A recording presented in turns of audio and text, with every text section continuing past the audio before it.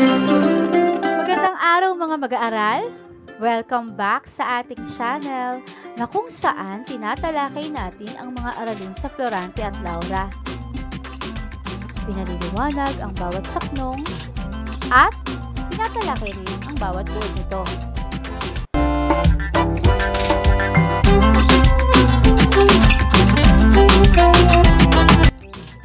Ating tatalakayin ay ang mga saknong 360 hanggang 372 na pinamagatang ang pagtatagumpay laban sa kasamaan.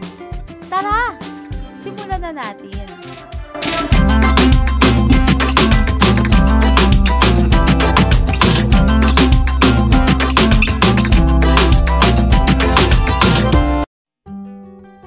May 6 na ngayong taong walang likat na nilibot-libot na kasamay hirap.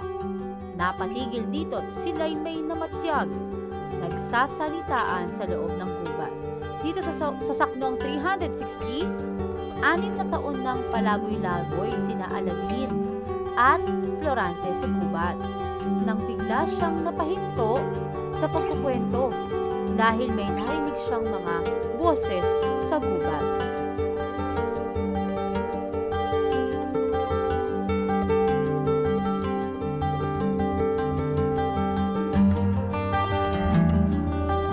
Nilay ang ganitong saysay ng aking matatap na papupugutan, ang abang sinta kong nasa bilangguan, nagdapa sa yapak ng haring sukaban.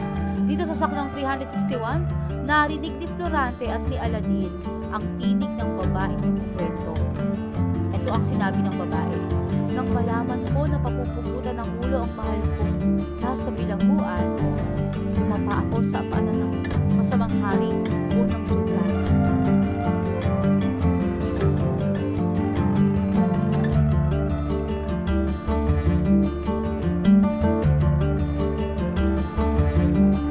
Hinihinging tawad ng luha at daig ang kanyang anak na puti-akong giliw. Ang sagot ay kung di kusa kong tanggapin, ang pagsinta niya ay di patatawarin. Dito sa saknong 362, lumuha, dumaing at humingi ng tawad si Flerida para sa minamahal niyang anak na sultan. Sinabi ng sultan na kung hindi tatanggapin ni Flerida ang pagmamahal ng sultan, hindi patatawarin ng sultan ang anak niya, si Aladin.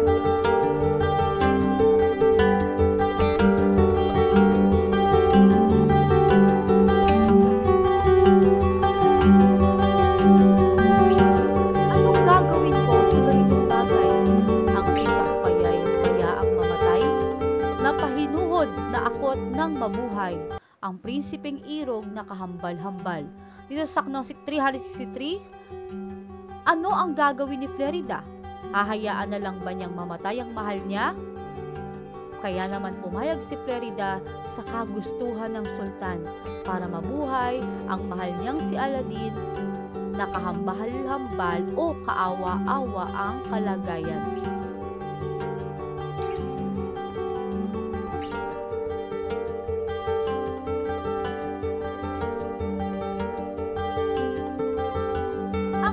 Balinong matibay kong dibdib, sa suyo ng hari bala at paghibig, nanlambot na kusat kumain sa sakit, at nang mailigtas ang buhay ng ibig. Dito sa saknong 364, kahit matibay at matigas ang puso ni Flerida, tumiklop ito at bumigay para lamang mailigtas ang buhay ng kanyang minamahal na si Aladin.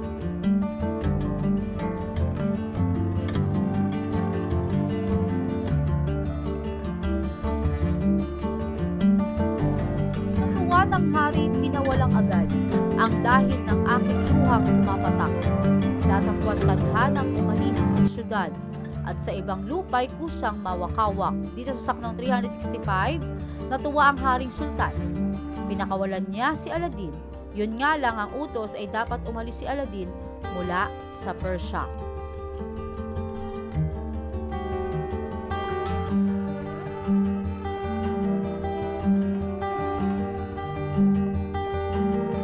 Pumanaw sa Persia ang hirap ko't buhay, na hindi man kami nagkasalitaan.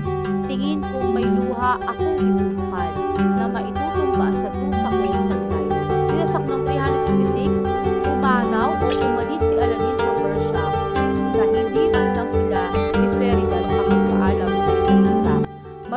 ang pagdurusa ni Flerida, di niya kayang ilabas ang higit na maraming luha pa na katumbas ng paghihirap na dinadala niya. Naubos na ang kanyang mga luha, ngunit ang sakit pa rin ng kanyang damdamin. Kumbaga parang hindi nakatulong yung pag-iyak niya, kahit sobra na yung kanyang pag-iyak, yung mga nalabas niyang luha, kasi nandoon pa rin yung kirot sa kanyang puso sa pag-alis ni Aladdin.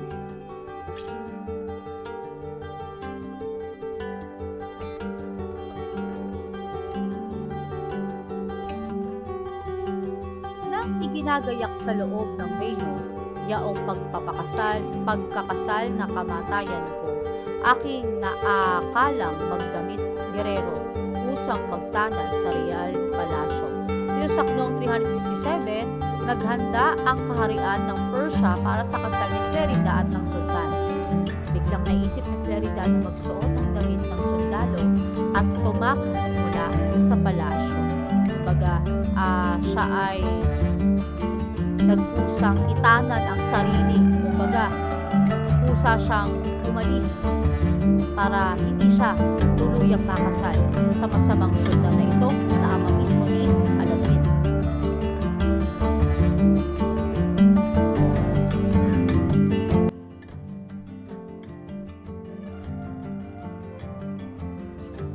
Isang hating gabing kadidimay lubhak, lihim na naghugos ako sa bintana.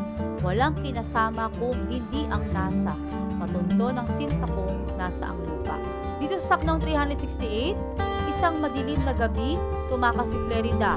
Dumaan siya sa bintana, mag-isa lang siya. Ang kasama lang niya ay ang kanyang malalim na hangarin na makita ang mahal niya kahit nasaan man ito.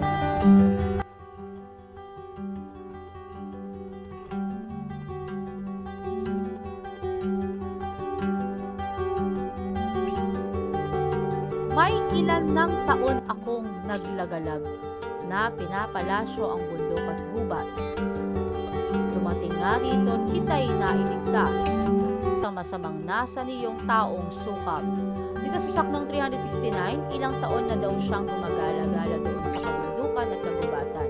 Hanggang naabutan na niya nga si Laura na ginagamitan ng puwersa ni Conde Adolfo. Kumbaga, nakitang-kita ni Flerida kung paano tratuhin ng masama ni Conde Adolfo si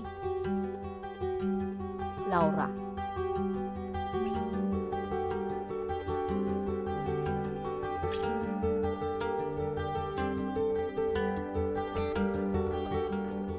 Salita'y nahinto sa biglang pagdating ng Duque Florante at Prinsipe Aladdin na pagkakilala sa boses ng giliw. Ang gawin ng puso'y di mapigil-pigil. Sa saknong 370, sa gitna ng pagkukwento ni Flerida, biglang dumating sina Duque Florante at Prinsipe Aladdin. Masayang-masaya ang mga kalalakihan dahil nakilala nila ang boses na naririnig nila.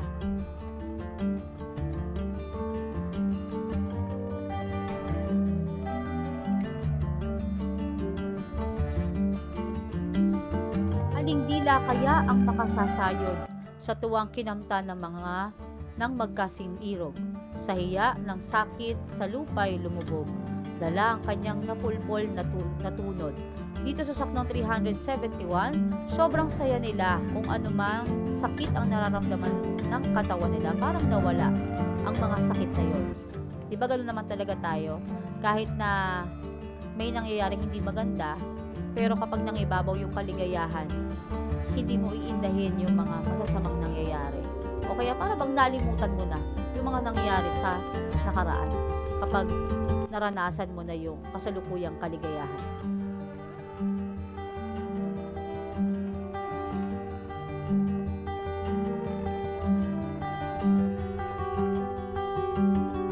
Saang kalangitan na paakyat kaya ang ating Florante sa tinamong tuwa, ngayong tumititig sa ligayang mukha ng kanyang Laurang minanasa-nasa. Dito sa saknong 372, tuwang-tuwa si Florante nang makita niya si Laura.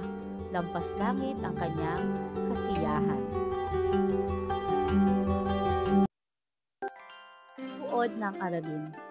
6 na taong nang naninirahan sa kagubatan sina Florante at Aladin nang minsay nakarinig sila ng 2 babaeng nag-uusap. Sinabi ng unang tinig na walang iba kundi si Flerida na nang malaman niyang hinatulan mapagutan ng ulo ang kasintahan, ay nagmakaawa siya sa sultan upang patawarin ito. Pumayag ang sultan sa kondisyong magpapakasal ang dalaga sa kanya. Nakaligtas ang kasintahan, subalit pinalayas ito sa kaharian.